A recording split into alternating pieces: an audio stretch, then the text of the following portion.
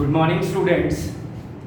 हम लोग atoms chapter शुरू कर चुके हैं और एटम्स में मैंने आपको जे थॉमसन का एटॉमिक मॉडल एक्सप्लेन किया था। फिर मैंने आपको बताया था कि जे थॉमसन जो होता है बेटा, उसका जो एटॉमिक मॉडल है वो एटॉमिक मॉडल का फेलियर है, जिसमें बेसिक जो बात थी वो ये था कि जो हमारे पास थॉमसन्स मॉडल है वो थॉमसन्स मॉडल में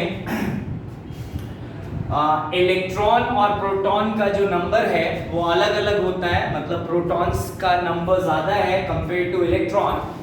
फिर भी एटम जो है वो स्टेबल कहा गया, जो कि इस रूल को वॉयलेट नहीं कर रूल को सेटिस्फाई नहीं करता, क्योंकि न्यूट्रलिटी का जो कॉन्सेप्ट होता है वो ये होता है कि नंबर ऑफ प्रोटॉन जो होते हैं वो इक्वल होते हैं नंबर ऑफ इलेक्ट्रॉन के। सेकेंड चीज मैंने आपको बताया था कि जो थॉमसन्स एटॉमिक मॉडल था वो हाइड्रोजन स्पेक्ट्रम सीरीज को जो है वो कॉन्फ़िगर नहीं करता था। बहुत सारे ऐसे स्पेक्ट्रम सीरीज थे जो जे थॉमसन मॉडल के अकॉर्डिंग वेरी कर रहे थे या सेटिस्फाई नहीं कर रहे थे। ठीक है, तो ये थे हमारे पास जे थॉमसन के बारे में बातचीत। अब हम बात करेंगे अगला जो एटॉमिक मॉडल आया था जिसका नाम है Rutherford atomic model.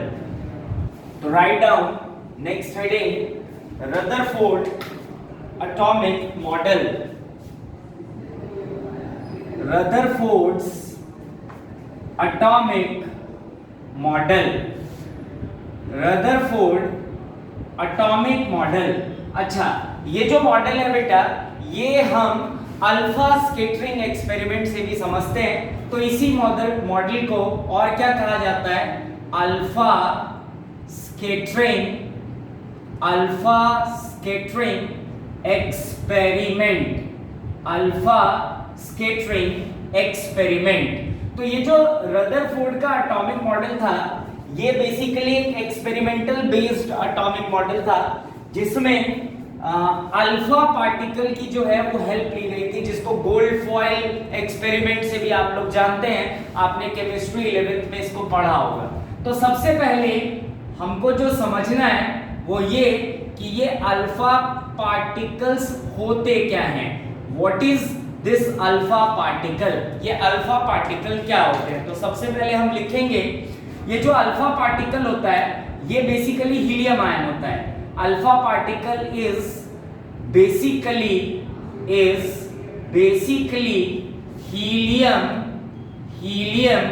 Ion, basically helium ion. ठीक है, क्लियर है बात?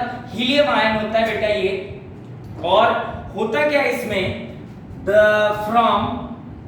From it two electron are removed from helium atom, basically +2e। ये ठीक है, क्यों? क्योंकि हम सब जानते हैं बेटा, अगर दो इलेक्ट्रॉन को निकालते हैं तो प्लस का सिंबल लग जाता है। तो what is alpha particle? Alpha particle basically क्या होता है बेटा? हीलियम आयन होता है। हीलियम से हम क्या करते हैं बेटा? दो इलेक्ट्रॉन को निकाल देते हैं, तो ये बेसिकली ऐसा होता है He2+। क्लियर हो रही बात सबको? जैसे हाइड्रोजन हीलियम सीक्वेंस है पीरियोडिक टेबल में, तो alpha particle is helium ion. ठीक है, क्लियर बात? अच्छा, इसका जो मास होता है, mass of alpha particle या helium ion is 4 times that of proton. इसका जो मास होता है बेटा वो 4 गुना ज्यादा होता है किससे? प्रोटॉन के मास से। क्लियर हो गई बात? तो सबसे पहले हम समझ गए कि बेसिकली अल्फा पार्टिकल होता क्या है। तो अल्फा पार्टिकल कुछ नहीं, हीलियम आयन होता है बेटा, जिसमें से 2 इलेक्ट्रॉन को हम रिमूव कर देते हैं तो सिंबलाइज होता है He2+। ठीक है, और इसका जो मास होता है, हीलियम आयन बोल लो या अल्फा पार्टिकल बोल लो, इसका मास 4 गुना 4 टाइम्स दैट ऑफ प्रोटॉन होता है, 4 गुना ज्यादा होता है मास ऑफ किससे बेटा, प्रोटॉन से, ठीक है। तो अब ये बेसिकली रदरफोर्ड ने जो अपना एटॉमिक मॉडल दिया था वो एक एक्सपेरिमेंट में दिया था, जिस एक्सपेरिमेंट को हम अल्फा स्कैटरिंग एक्सपेरिमेंट कहते हैं। अब इस एक्सपेरिमेंट में हुआ क्या था, इसको हम लोग अब समझने की कोशिश करते हैं। तो देखो इस एक्सपेरिमेंट में कुछ ऑब्जर्वेशंस आई थी। रदरफोर्ड ने क्या किया बेटा, एक गोल्ड फॉयल शीट लिया। अब गोल्ड फॉयल शीट इसलिए लिया बेटा क्योंकि गोल्ड डक्टाइल नेचर का होता है, उसको आप कितना भी पतला बना सकते हैं, ठीक है। तो उन्होंने क्या किया देखते हैं बेटा, एक गोल्ड फॉयल का स्ट्रिप लिया इस तरीके से, ठीक है। This is your gold foil strip, ठीक है, क्लियर हो रही है बात सबको। और इस पे क्या किया, अल्फा पार्टिकल्स को क्या कर दिया बेटा, हिट कर दिया। ये है आपका अल्फा पार्टिकल्स, ठीक है। अब अल्फा पार्टिकल्स कौन सा चार्ज कैरी करते हैं बेटा, पॉजिटिव चार्ज कैरी करते हैं, याद रखना पॉजिटिव चार्ज, ठीक है, क्लियर हो रही बात सबको। तो अल्फा पार्टिकल को स्ट्राइक किया, तो जब अल्फा पार्टिकल को स्ट्राइक किया तो उन्होंने ऑब्जर्व किया, क्या किया उसको देखो। उन्होंने क्या ऑब्जर्व किया कि लॉट्स ऑफ अल्फा पार्टिकल जो है बेटा वो निकल गए आगे, क्लियर बात सबको। लॉट्स ऑफ अल्फा पार्टिकल जो है, अल्फा रेज या अल्फा पार्टिकल रेज जो है, अल्फा पार्टिकल रेज वो सीधा निकल गए। कुछ अल्फा पार्टिकल रेज जो है वो माइनर सा उन्होंने कुछ डिफ्लेक्शन दिया, कुछ माइनर सा इस तरीके से हल्के हल्के एंगल का कुछ डिफ्लेक्शन दिया, ठीक है, क्लियर बात सबको। बहुत कम अल्फा पार्टिकल ने जो है वो क्या किया, 90 या 90 से ज्यादा का डिफ्लेक्शन दिया, क्लियर बात सबको। बहुत कम अल्फा पार्टिकल्स जो थे जिन्होंने 90 या 90 से ज्यादा का डिफ्लेक्शन दिया, और उससे भी कम अल्फा पार्टिकल्स ने बेटा जो पाथ को क्या कर गए, रिट्रेस कर गए। Very few alpha particles retraces the क्या बेटा, path, क्लियर बात सबको। तो इसी चीज को हम थोड़ा ध्यान से समझने की कोशिश करेंगे और लिखेंगे, ठीक है। तो राइट डाउन हेडिंग डालेंगे, write down explanation of Rutherford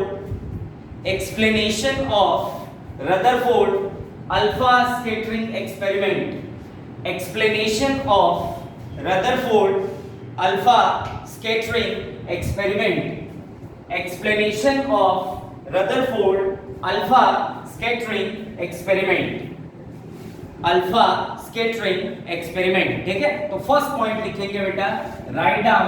देखो बात क्या है ना, समझने की कोशिश करना।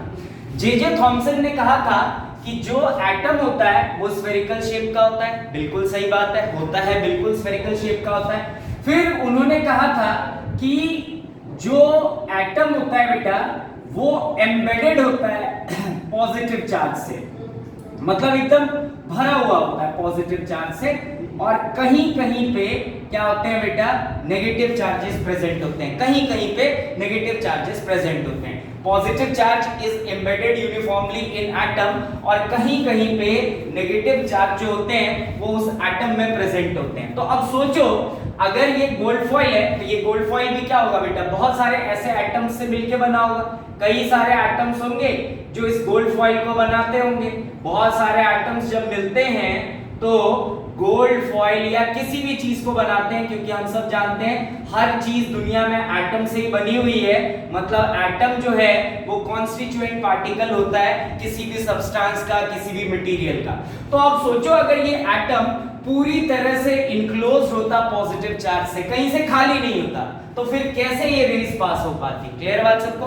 अब सोचो अगर ये भरी हुई है तो अल्फा रेज जो है वो पॉजिटिव चार्ज कैरी करता है। अब मेजॉरिटी में अगर थॉमसन की बात मानते तो थॉमसन ने कहा था कि एटम जो होता है वो पूरी तरह एम्बेडेड होता है किससे, पॉजिटिव चार्ज से। इस तरीके से पॉजिटिव चार्ज से थॉमसन के अकॉर्डिंग ये एम्बेडेड होता है। तो अब सोचो अगर एक positive charge positive massive charge की तरफ अप्रोच करता तो यहां से क्या हो जाता बेटा, डिफ्लेक्शन हो जाता। या तुम ऐसे भी समझ सकते हो कि अगर ये भरा हुआ होता तो कैसे ये क्रॉस कर पाते अल्फा पार्टिकल वाले raise.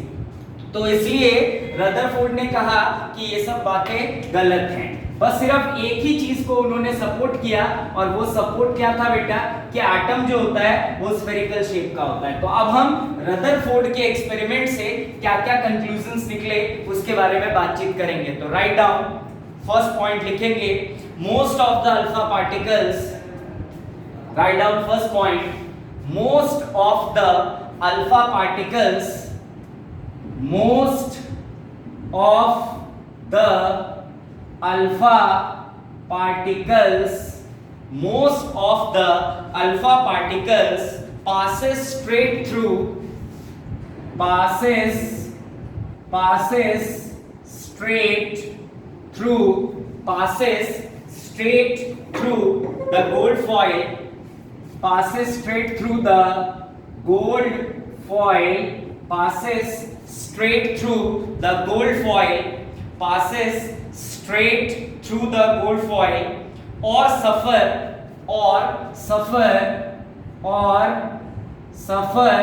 some deflection, or suffer some deflection. मतलब ज्यादातर अल्फा रेज क्या हो गए बेटा, गोल्ड फॉइल को क्रॉस कर गए, कुछ जो थे उन्होंने हल्का हल्का डिफ्लेक्शन जो है वो शो किया। ठीक है, सेकंड पॉइंट जो सेकंड ऑब्जर्वेशन था, write down, a few alpha particle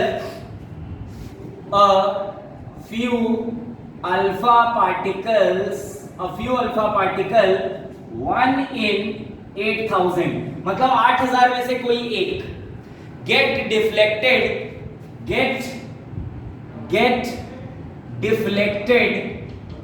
deflected by angle 90 degree or more.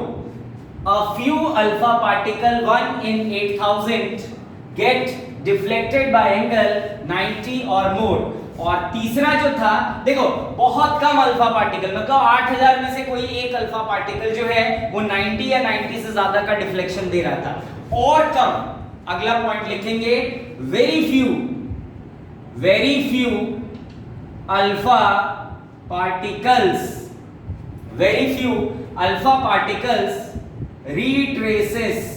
retraces its path, that is deflection angle is equals to 180 degree. उन्होंने क्या कहा बेटा रदरफोर्ड ने कि बहुत कम अल्फा पार्टिकल जो है बेटा वो पाथ को रिट्रेस करते हैं। तो पाथ को रिट्रेस करना मतलब जैसे गए उसी रास्ते से आए, तो कितना एंगल हुआ बेटा 180 डिग्री। तो उन्होंने क्या किया, 3 कंक्लूजन्स दिए थे। सबसे पहला कंक्लूजन कि most of the alpha particles can passes the gold foil, जिससे ये समझ में आया बेटा कि एटम जो है वो पूरी तरह भरा नहीं है। Lots of space in atom is empty, खाली होता है एटम। अगर भरा होता तो अल्फा रेज पास नहीं हो पाते गोल्ड फॉइल से, और कुछ ने थोड़ा थोड़ा डिफ्लेक्शन दिया। फिर उसके बाद सेकंड चीज क्या कही उन्होंने कि very few alpha particle 1 in 8000 can get deflected by angle 90 और मोर।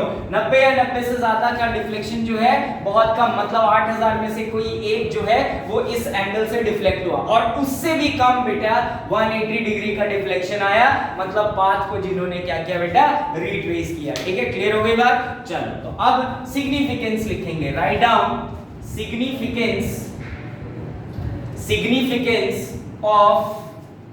significance of alpha scattering experiment, significance of alpha scattering experiment, significance of alpha scattering experiment, significance of alpha scattering experiment। तो देखो उनका conclusion क्या था बेटा, उनका conclusion था कि मोस्ट ऑफ द एटम जो है वो, सबसे पहली चीज की भाई एटम स्फेरिकल शेप का होता है, फिर most of the part of atom is क्या बेटा एम्प्टी, फिर उन्होंने कहा सेंटर होता है एक एटम का जिसको हम लोग क्या बोलते हैं न्यूक्लियस, और पूरे एटम का मास इसके सेंटर में ही होता है बेटा, और इस सेंटर को इनक्लोज करते हैं पॉजिटिव चार्ज। इस तरीके से इनका मॉडल था। तो लिखो सिग्निफिकेंस, फर्स्ट सिग्निफिकेंस लिखेंगे most of the, write down significance of alpha particle experiment, significance of alpha particle experiment, first point लिखेंगे, most of the alpha particles, most of the alpha particles pass straight line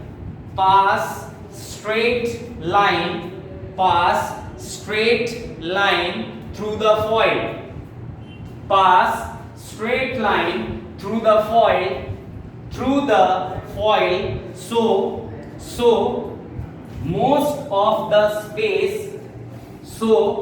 most of the space within atom is empty.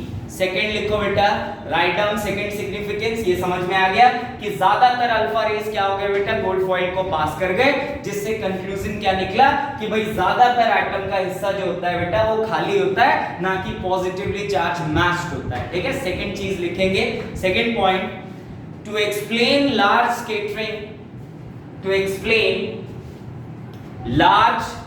Scattering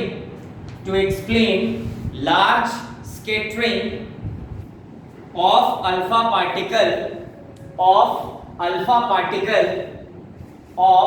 alpha particle, Rutherford suggests that all the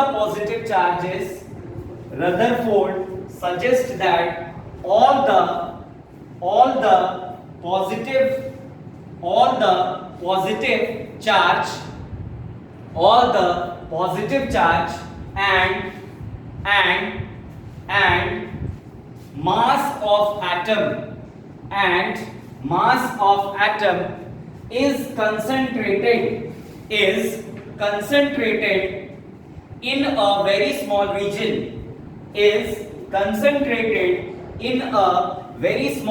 region,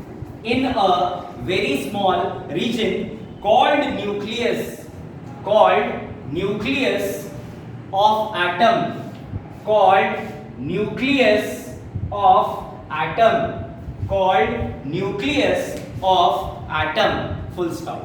third significance लिखेंगे, write down, the nucleus is surrounded by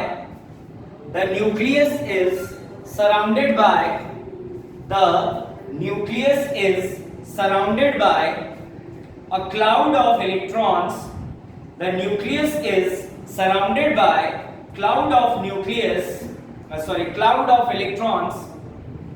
Cloud of electrons whose total negative charge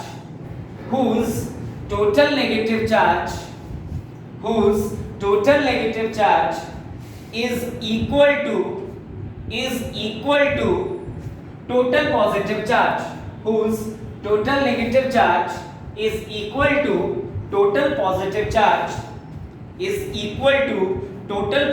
charge, and hence the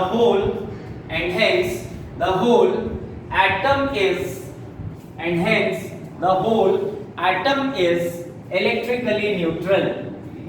electrically neutral. ठीक है, तो देखो, एक तो J Thomson का जो model था उसमें इलेक्ट्रिकली न्यूट्रलिटी का कॉन्सेप्ट जो था वो वायलेट होता था, क्योंकि हम सब जानते हैं कोई भी चीज न्यूट्रल इलेक्ट्रिकली तब है बेटा जब नंबर ऑफ पॉजिटिव चार्ज किसके इक्वल हो, नंबर ऑफ नेगेटिव चार्ज के। तो उन्होंने कहा कि यार सारा का सारा एटम खाली होता है, सेंटर में इसका पूरा मास कंसंट्रेटेड होता है, इस सेंटर को न्यूक्लियस कहते हैं, और ये क्लाउड की तरह इस सेंटर को पॉजिटिव चार्ज कंसंट्रेट करके रखता है, और इसमें नेगेटिव चार्ज जितने होते हैं उतने ही पॉजिटिव चार्ज होते हैं। तो जितने नेगेटिव चार्ज अगर उतने ही पॉजिटिव चार्ज होंगे बेटा, तो फिर एटम क्या होगा, इलेक्ट्रिकली न्यूट्रल होगा। क्लियर बात? तो आप देखो इसके थ्रू, इस फिगर के थ्रू मैं समझाने की कोशिश करता हूं कि ये हमारे पास एक एटम है, एटम का सेंटर न्यूक्लियस है जो मैक्सिमम मास कैरी करके रखता है, और इसको सराउंडेड कौन है बेटा, पॉजिटिव चार्ज।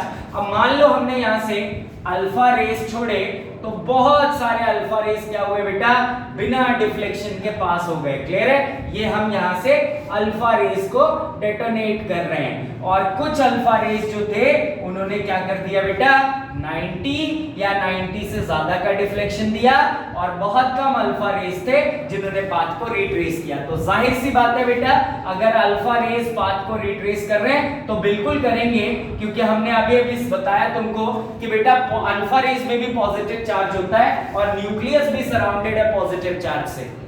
तो पॉजिटिव और पॉजिटिव एक दूसरे को क्या करेंगे बेटा, रिपेल करेंगे। तो आप समझने की कोशिश करना। देखो, ऐसे अल्फा रेस या ऐसे अल्फा पार्टिकल रेस जो 100% डिफ्लेक्शन देते हैं, मतलब 180 पे पाथ को रिट्रेस करते हैं, मतलब ऐसे गए और मुड़ के वापस ऐसे आ रहे हैं, वो क्या करते हैं बेटा, ऐसा नहीं है कि बिल्कुल सेंटर तक जाके फिर पाथ को रिट्रेस करते हैं, क्योंकि यहां से जब रेस जा रहा है तो कुछ डिस्टेंस पहले से ये क्या हो जाता है, अल्फा रेस मुड़ जाता है बेटा। क्लियर है बात सबको? तो ये ऐसा नहीं होता कि बिल्कुल सेंटर तक पहुंच जाता है, सेंटर से थोड़े से डिस्टेंस पहले ही ये क्या करता है, अपने पाथ को रिट्रेस कर लेता है बेटा, और इसको क्या बोलते हैं, डिस्टेंस ऑफ क्लोजेस्ट अप्रोच। इस डिस्टेंस को कहा जाता है डिस्टेंस ऑफ क्लोजेस्ट अप्रोच। ठीक है, जहां से अल्फा रेस वापस मुड़ जाते हैं। ऐसा नहीं होता कि बिल्कुल सेंटर तक गए तब मुड़े, वो थोड़े डिस्टेंस पे ही क्या हो जाते हैं बेटा, घूम जाते हैं, और इसी डिस्टेंस को क्या कहा जाता है, डिस्टेंस ऑफ क्लोजेस्ट अप्रोच, जहां से अल्फा रेस क्या करते हैं, 100% डिफ्लेक्शन दे देते हैं, मतलब 180 डिग्री घूम जाते हैं। क्लियर है? तो ये है आपका अल्फा पार्टिकल स्कैटरिंग एक्सपेरिमेंट। अब हम इससे रिलेटेड बहुत सारे टॉपिक्स का कुछ फॉर्मूला फाइंड करेंगे, जिसमें सबसे पहला फॉर्मूला होगा डिस्टेंस ऑफ क्लोजेस्ट अप्रोच। तो पहले इसको कॉपी कर लें, फिर हम बात करेंगे डिस्टेंस ऑफ क्लोजेस्ट अप्रोच की। कॉपी करो जल्दी से।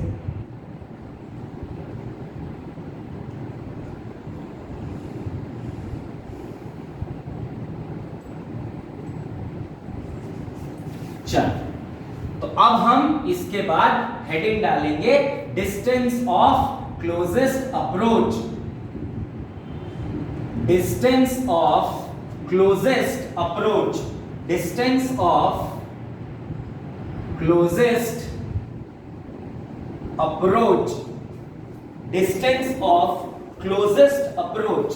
तो देखो बेटा, डिस्टेंस ऑफ क्लोजेस्ट अप्रोच क्या होता है, लिखेंगे, एक दो पॉइंट्स लिखना है हमें। लिखो, at certain distance r naught, at certain distance, at, अच्छा एक चीज देखना, ये डिस्टेंस ऑफ क्लोजेस्ट अप्रोच का मेजरमेंट ना सेंटर से हो रहा है, मतलब न्यूक्लियस से हो रहा है। क्लियर है बात सबको?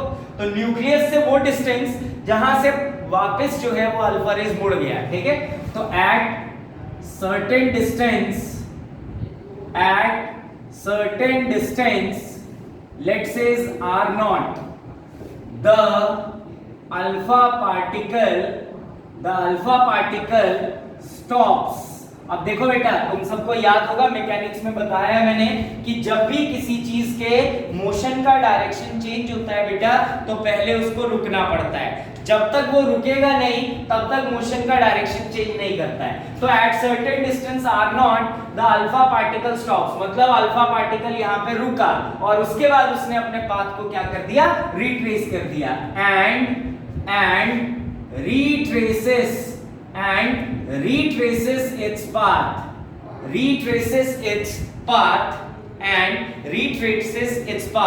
that is scattering angle,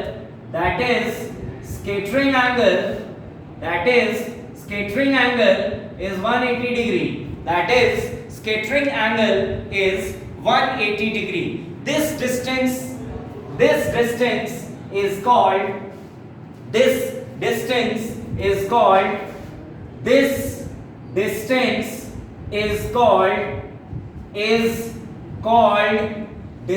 of closest approach. This distance is called distance of closest approach. This distance is called distance of closest approach. तो फिर से समझ लो, अल्फा रेज गया, कुछ डिस्टेंस पहले रुका और उसके बाद पाथ को रिट्रेस कर गया। तो न्यूक्लियस से लेके जिस पॉइंट से पाथ को रिट्रेस किया बेटा अल्फा पार्टिकल ने, उस डिस्टेंस को हम लोग कहते हैं डिस्टेंस ऑफ क्लोजेस्ट अप्रोच। अब एक बहुत इंपॉर्टेंट चीज है जिसको हमें समझना है, at the point of distance of closest approach. देखो अल्फा रेस चल रहा था, रुका, तो जब तक चल रहा था तब तक उसके पास कौन सी एनर्जी है, काइनेटिक एनर्जी। अब उसके बाद रुकने के बाद फिर मुड़ा, तो eight the distance, at the point of distance of closest approach हमें याद रखना है बेटा, the total kinetic energy of alpha particle will be converted into potential energy. तो लिखेंगे इस चीज को भी, write down, eight the distance, at the distance r naught, at the distance r naught, at the distance r naught, at the distance r naught, the entire initial kinetic energy, the entire initial kinetic energy, initial kinetic energy of the alpha particle, entire initial kinetic energy of the alpha particle, of the alpha particle gets converted into, gets converted into, gets converted into electrostatic, electrostatic, रुका ना बेटा, इसीलिए electrostatic, electrostatic potential energy, the entire initial kinetic energy of alpha particle, the entire initial kinetic energy of the alpha particle get converted into, चूंकि रुका तो charge जब रुकता है तो किस डिवीजन में बेटा, इलेक्ट्रोस्टैटिक में, तो gate converted into electrostatic potential energy. Clear हो गई बात सबको? तो अब हम इसका क्या करेंगे, मैथमेटिकल वैल्यू फाइंड करने की कोशिश करेंगे, ठीक है।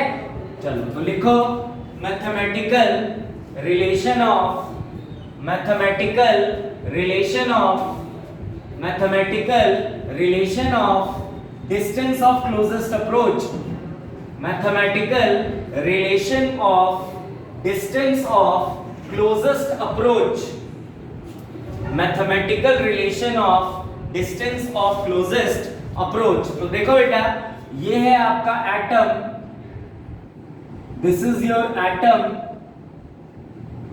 और एटम के सेंटर में है आपका न्यूक्लियस, ये हो गया आपका न्यूक्लियस विच इज कंसंट्रेटेड, ये है आपका न्यूक्लियस, और ये आया आपका अल्फा पार्टिकल, और यहां से पाथ रिट्रेस हुआ, तो ये जो डिस्टेंस है, इस डिस्टेंस को अपन किससे लिखते हैं, आर नॉट से, and this r naught distance is called distance of closest approach, ठीक है। तो अब देखो, charge of alpha particle, charge of alpha particle की अगर बात करें तो +2e होता है, हम सब जानते हैं, 2 इलेक्ट्रॉन निकलते हैं। चार्ज ऑन स्कैटरिंग न्यूक्लियस, मान लेते हैं बेटा न्यूक्लियस के अंदर जो चार्ज है, let the charge on nucleus, मान लो इसका एटॉमिक नंबर Z है, ये जो एटम हमने लिया है इसका एटॉमिक नंबर Z है,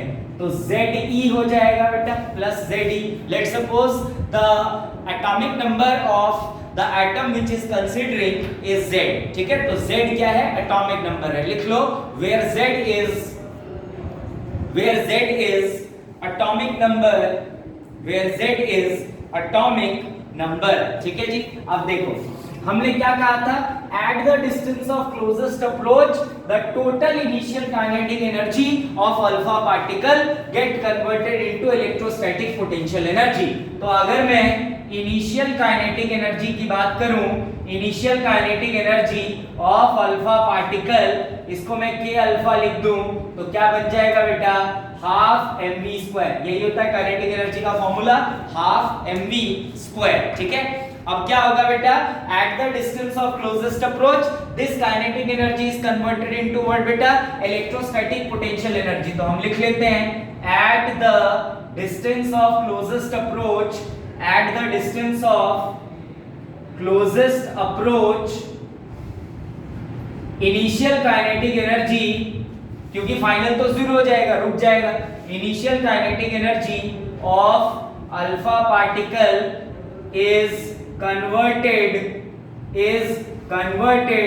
इनटू पोटेंशियल एनर्जी या इलेक्ट्रोस्टैटिक पोटेंशियल एनर्जी। क्लियर हो गई बात? तो अगर पूरा का पूरा कन्वर्ट हो रहा है बेटा, तो सबसे पहले तो हमें ये पता होना चाहिए इलेक्ट्रोस्टैटिक पोटेंशियल एनर्जी का फॉर्मूला क्या होता है। तो हम सब जानते हैं electrostatic potential energy of alpha particle को U से लिखते हैं, और ये कितना होता है k q बाय या q1 q2 बाय कितना बेटा r, तो k q1 का मतलब क्या बेटा प्लस 2e, और q2 का मतलब क्या ze, क्योंकि न्यूक्लियस में ze, तो ये हो गया आपका 2e ze अपॉन डिस्टेंस कितना है r0, ये हो गया तुम्हारा पोटेंशियल एनर्जी। अब हमने क्या सीखा बेटा कि पोटेंशियल एनर्जी किसके इक्वल हो जाएगा, काइनेटिक एनर्जी के, मतलब U इज इक्वल्स टू क्या बेटा k अल्फा, इसका मतलब k 2e ze upon r0 will be equals to half mv square, ये हो जाना चाहिए हमारे पास। तो अब हम क्या करें बेटा, यहाँ से r0 की वैल्यू निकालना चाहते हैं, तो क्या आ जाएगा, अगर देखा जाए तो half mv square is equals to 2k, और ये आ गया ze स्क्वायर अपॉन क्या मिलेगा हमें r0, तो r0 को अगर यहाँ लाए mv मतलब r0 that is distance of closest approach to 4k ze square by mv square, ये आ गया आपका रिलेशन किसका बेटा, डिस्टेंस ऑफ क्लोजेस्ट अप्रोच का 4k ze square by mv square, this is your distance of closest approach. ठीक है, तो फटाफट इसको कॉपी कर लेंगे, फिर हम आगे देखते हैं। k का मतलब सब लोग जानते हैं 1/4 pi epsilon not.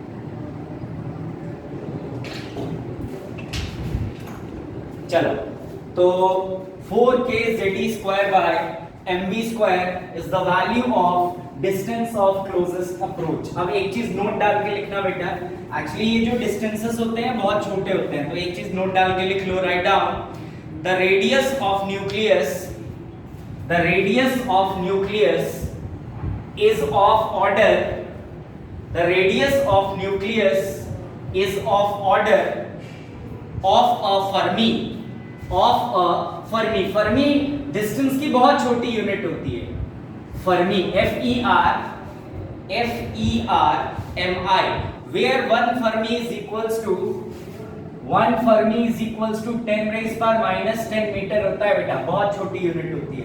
One fermi minus 15 metre, one fermi is equals to 10 raised power minus 15 metre. Clear हो गई बात सबको?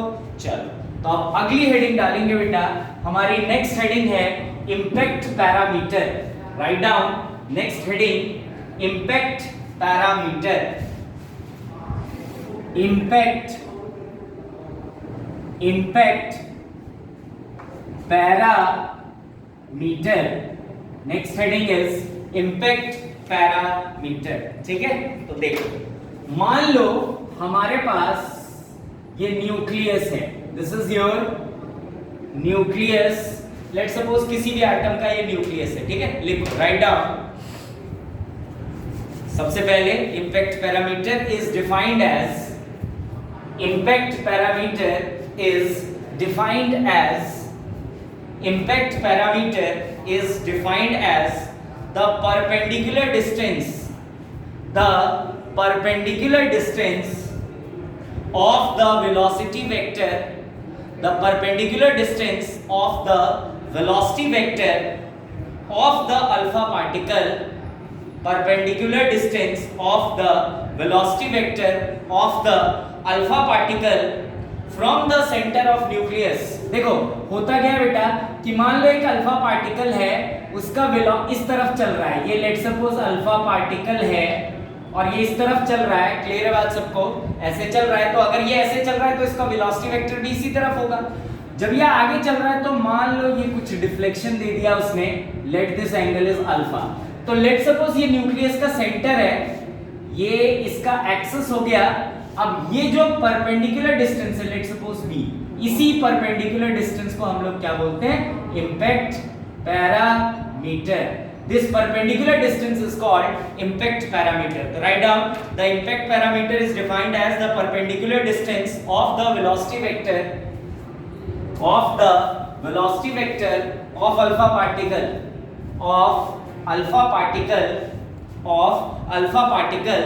from the center of nucleus when it is far away from atom, when it is far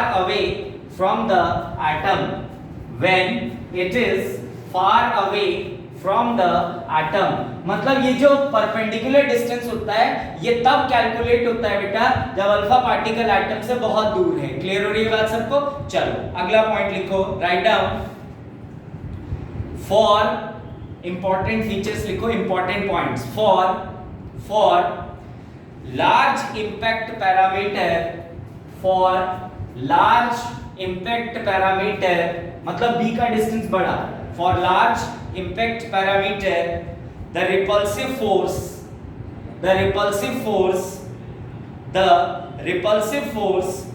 experienced by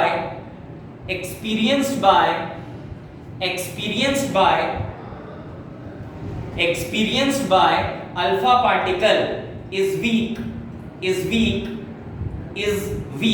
अगला point लिखो, for small impact parameter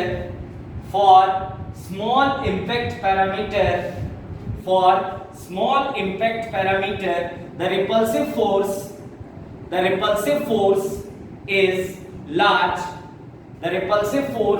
is large, and so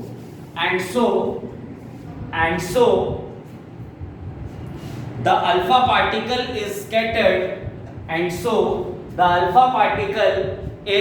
scattered, through large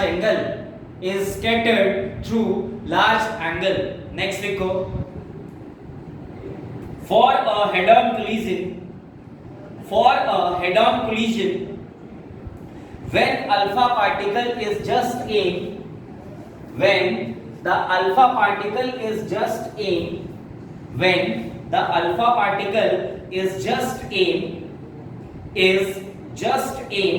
at the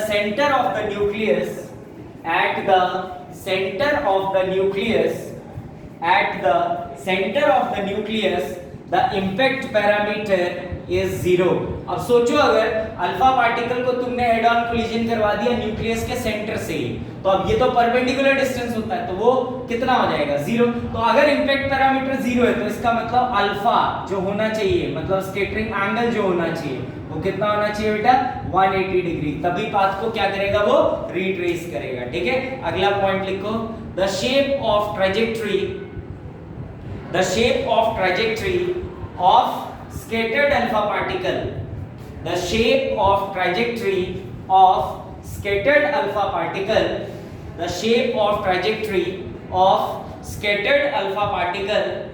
depends on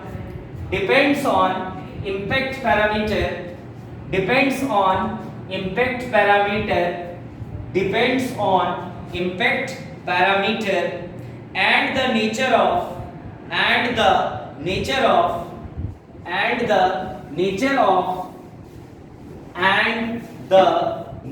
of potential field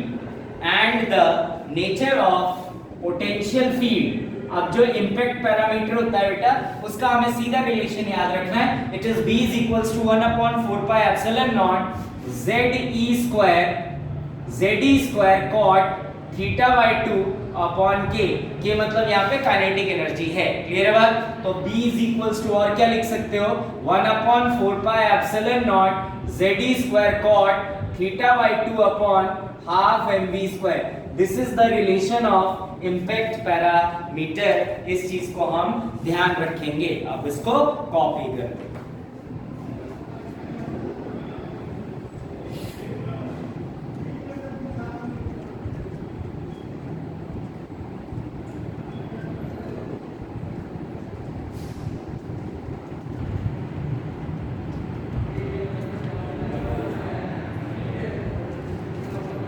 तो बस ये था आपका बेटा Rutherford experiment, और conclusion में आपको पीडीएफ भेज दूंगा, तो उसको हम लोग नोट्स में कॉपी कर लेंगे। Thank you.